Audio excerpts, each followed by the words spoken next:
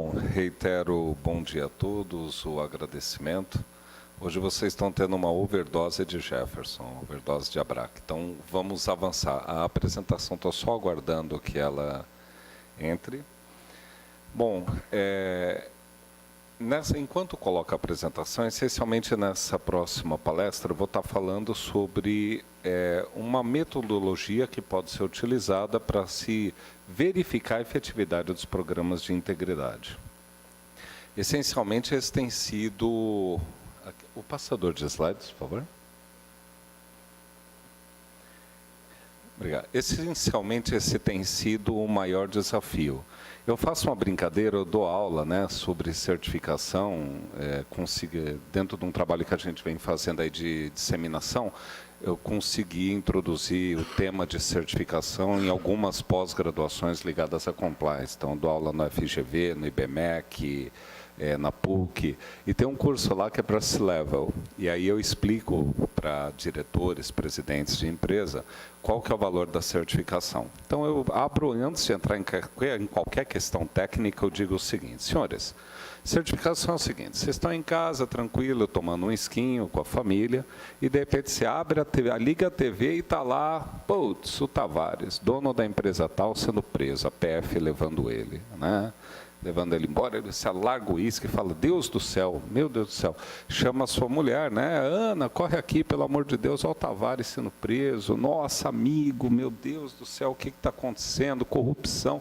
Aí você liga para o seu Chief Compliance Officer, da sua empresa, e fala: olha, você viu aí o Tavares? Ana, liga lá para Maria Beatriz, a esposa lá, o Tavares, pelo amor de Deus, consola ela, tal. Então, falando: doutor, tudo bem, tal. Aí você fala com o seu CCO, fala: você viu o Tavares preso ali? Ele falou: eu estou vendo. A gente tem esse programa de compliance? Aí ele fala assim: tem sim, senhor. E é bom? Ele fala: olha, foi bom que o senhor me ligou, porque na verdade é bem ruinzinho o nosso programa. Você não vai ouvir isso nunca.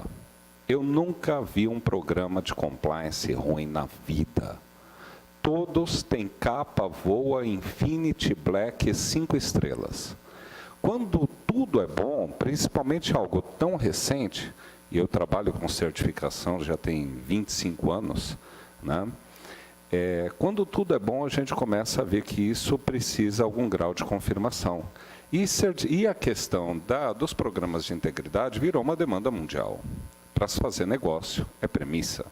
Não importa em qual país do mundo você esteja, mas especialmente quanto mais o grupo se aproxima ali do G20 para se relacionar com os países, ou os países de primeiro mundo, dito primeiro mundo, mas que vão se relacionar com outros países, eles começam a se preocupar em relação à integridade e ao risco reputacional, financeiro e todo relacionado com os negócios.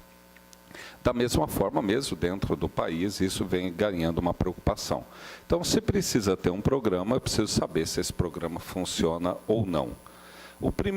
A primeira etapa, que seria o que é um programa de compliance, foi vencida com a emissão de 2 normas ISO, porque também não existe um compêndio padronizado mundial do que é o programa de compliance. Se você procurar na internet, você vai ver 9 pilares, 12, 11.5, porque aí você pega um e dá uma ajustada, você vai ver de tudo, mas precisava padronizar, porque era importante todo mundo no mundo falar a mesma língua. Eu estou aqui no Brasil, quero fazer negócios com um representante na Arábia Saudita, esse cara vai representar o meu produto lá.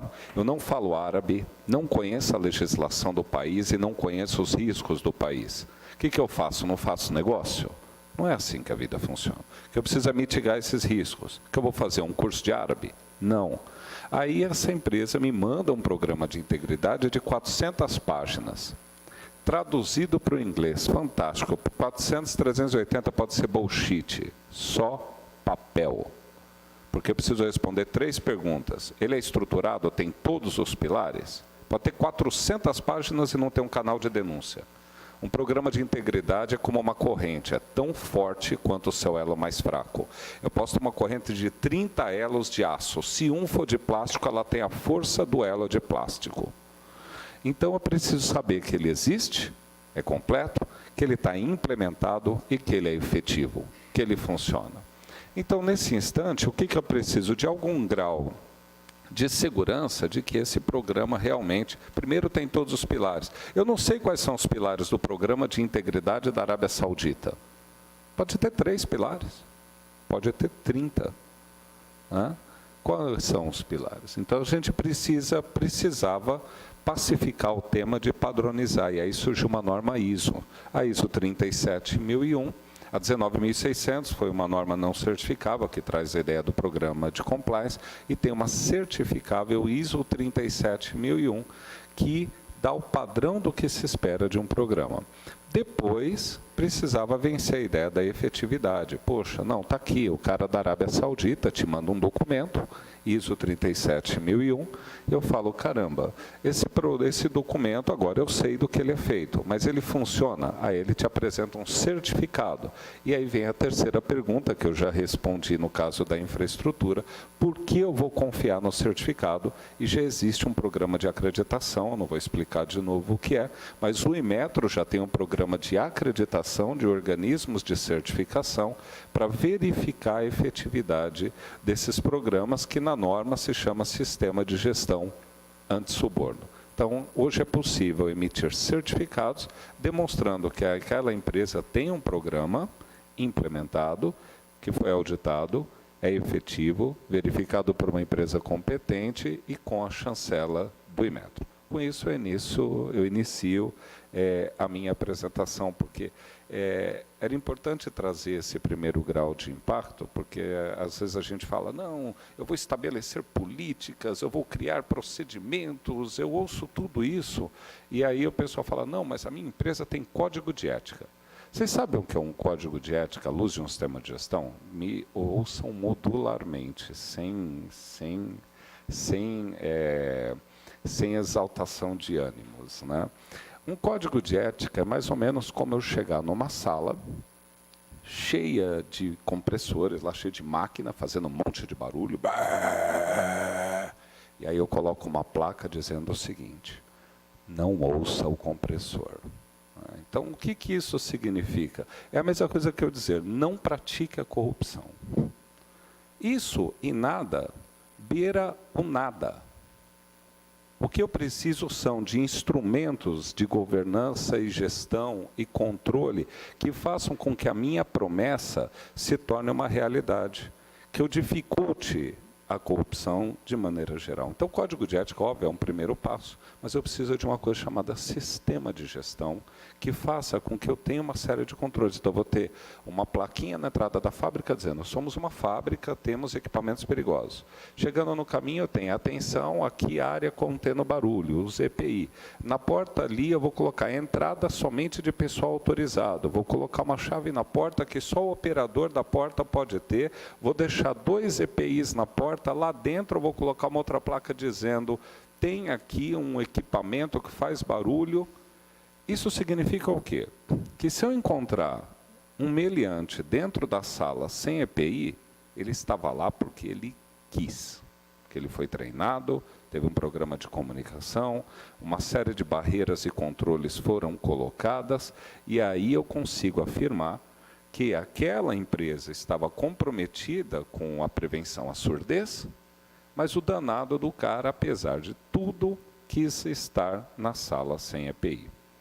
Esse é o princípio, inclusive, que mais ou menos rege a Lei 12846, quando você começa com a ideia de responsabilização da pessoa jurídica, quando você separa a pessoa jurídica de pessoa física. Mas voltando, a ideia é falar da ISO 37001 para que a gente possa entender um pouquinho. Adoro Érico Veríssimo. Quando o vento das mudanças sopra, não é desconhecido, não. Está escrito lá embaixo. Uns constroem abrigos, outros constroem moinhos. Fazer do jeito que está não funciona. Uma vez eu dei uma palestra para um conjunto de procuradores e até brinquei com a turma. Falei, olha, o que vocês querem? Eu falei, eu vou tentar em 30 segundos, a gente vai ter que decidir se estamos perdendo tempo ou se agrega valor eu estar nessa sala. Falei, o que os senhores querem? Punir quem pratica o ilícito ou evitar que o ilícito seja praticado? Porque se for punir quem pratica o ilícito, eu vou embora. Os senhores fazem esse trabalho muito bem. O problema é que a gente tem ilícito demais. E, mesmo que sejamos capazes de punir todos os ilícitos, nosso país ainda perde, porque uma coisa se chama CPI, Corruption Perception Index, o índice de percepção da corrupção. Quanto mais a gente combate a corrupção, mais fica evidente que a gente tem corrupção. E, infelizmente, o índice da Transparência Internacional é baseado na percepção da corrupção. Por isso que a Counter Risk acabou de soltar um índice muito legal, que eu convido quem é da área de compliance a olhar, que ele diz qual que é o nível de comprometimento dos governos no combate à corrupção. É um índice para tentar contrapor um pouco esse na tomada de decisão dos investidores. Nesse ponto, na América Latina, o Brasil já começa a figurar como segundo lugar. Então, a gente precisa mudar a forma como a gente faz as coisas. Então, precisamos dar um jeito de evitar que ilícitos ocorram. Eu não posso ter ilícito e punição de ilícito. Eu não posso ter ilícito. O pessoal fala, então vamos eliminar a corrupção com isso. Aí esse grau de inocência também me preocupa. Né? Esse grau de purismo gera um nível de frustração monstruoso. O que se pretende com o sistema de gestão? Não é eliminar o risco, mas mitigá-lo, controlá-lo. Porque quem fala que vai eliminar um risco é porque não entende o que é gestão de risco. A única maneira de eliminar um risco é eliminando a fonte. E onde houver poder, dinheiro e gente, haverá corrupção. O que se pretende com o sistema de gestão é 1% de desvio quebra uma empresa? Não quebra. 5% quebra? Começa a ficar preocupante. Hoje, você pegar uma empresa e tiver um balanço com 10% ali, está show. 20% quebra? Quebra. Então, o que eu tenho que fazer é chegar num 1%. Então você é a favor da corrupção? Não. Se eu achar esse cara vai ser punido em todas as esferas. Severamente. Só que o que eu quero apenas? Eu quero que esse cara vá trabalhar com medo. Eu quero que esse cara vá trabalhar lá pensando assim, meu Deus, será que vão me descobrir? Será que é hoje que vão me pegar? Mas esse cara não ameaça a minha instituição. Então, a gente tem que trazer o nível de controle nesse nível. Tá? Bom, agora, entrar na norma. Confie, isso daqui resume o que é certificação. Confiança não é saber tudo sobre alguém, eu não precisar saber nada. Voltando no cara da Arábia Saudita, eu não preciso ir lá. Se esse cara me apresentar um certificado, se esse certificado eu confiar nele, eu sei que ele tem um programa de integridade, sei que está adaptado ao risco, ao framework regulatório e às características do país, sei que foi avaliado por alguém competente dentro de uma cadeia de governança que me permite confiar naquele certificado. Bom, já falei de ABRA, que essa aqui é uma outra apresentação padrão. Bom, não tem nada de novidade, a chegada da 12846, 8420, segue padrões internacionais, e o capítulo 4, o que ele descreve nada mais é que um programa de integridade. Né? É um sistema de gestão no capítulo 4 da legislação. Com isso, a 37, ela pode ajudar a demonstrar a efetividade desse programa. Eu não sei se eu estou indo muito rápido ou não estou apontando para o lugar certo. Agora foi, é para lá. Bom, só para entender um pouquinho o alinhamento semântico. Programa de compliance é tudo. É o conjunto de obrigações voluntárias e compulsórias a que uma organização se compromete. Isso inclui tributário, trabalhista, ambiental, tudo. Mas o programa de compliance é só anticorrupção. Não. Por isso que a legislação brasileira chama de programa de integridade. É um corte no programa de compliance, tratando só dos ilícitos contra a administração pública. Programa de compliance é tudo. Se a gente pegar a ISO 19600, que é o padrão, é o conjunto de obrigações voluntárias e compulsórias a que uma organização se submete. É tudo. Aí, tanto por isso que a legislação brasileira não chama programa de compliance, apesar do termo compliance estar bem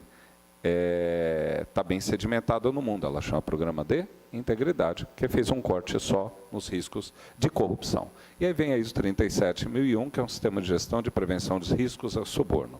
Começa com o suborno, mas ele pode, na sua matriz de risco, a empresa pode colocar quaisquer outros riscos que ela julgar oportuno, mas a certificação, no primeiro momento, avalia os riscos de suborno. Bom, fala, poxa, mas padronizar um programa de compliance, o programa de compliance é o bichinho fofinho das empresas. Você fala com os compliance officers, o olhinho até brilha, sabe? Já viu aqueles mangás japoneses, o olhinho brilhando, assim. O programa de compliance tem que atender ao framework técnico, regulatório e cultural das empresas. Que absurdo, por que padronizar um negócio que deveria ser único? O programa de compliance ele é fofinho, ele cheira chiclete. Ele é peludinho, se aperta ele faz assim, pem, pem, né? Então, na verdade, isso não cabe, porque toda a norma ISO é uma norma de desempenho, ou seja, ela não diz como fazer. Quando a gente pega o capítulo da norma canal de denúncia, ela diz que a empresa tem que ter um mecanismo para receber denúncia, esse mecanismo tem que ser anônimo, tem que garantir a confidencialidade até o limite da investigação, a equipe de investigação tem que ser competente, não adianta ser uma fraude contábil sofisticada e quem vai avaliar, não tem ninguém na equipe tem que ser independente. Eu já vi lá, não, a equipe de investigação inclui o diretor, tal, mas aí se for uma denúncia contra o presidente, não, ele tem total independência. Onde existe hierarquia, não existe independência. Né? Então, o que acontece? A norma não diz como. A organização vai criar o seu modelo desde que atenda a todos esses requisitos, desde que funcione. Então, ela não é prescritiva. O que ela traz são todos os pilares. Agora, como é que a gente precisa entender? A ISO é para entender o sistema normativo. A ISO não cria nada. Primeiro, tem que ter um comitê de países que tem que entender que aquilo é um problema internacional, forma um comitê técnico. Esse comitê técnico da ISO 37 foi formado por 37 países, especialistas de 37 países. O Brasil estava lá, discutido por 3 anos em 4 etapas de consulta pública mundial. É inteligência embarcada gratuita. Gratuita não é porque custa uns R$80 a norma no site lá da BNT, mas é um processo muito legítimo.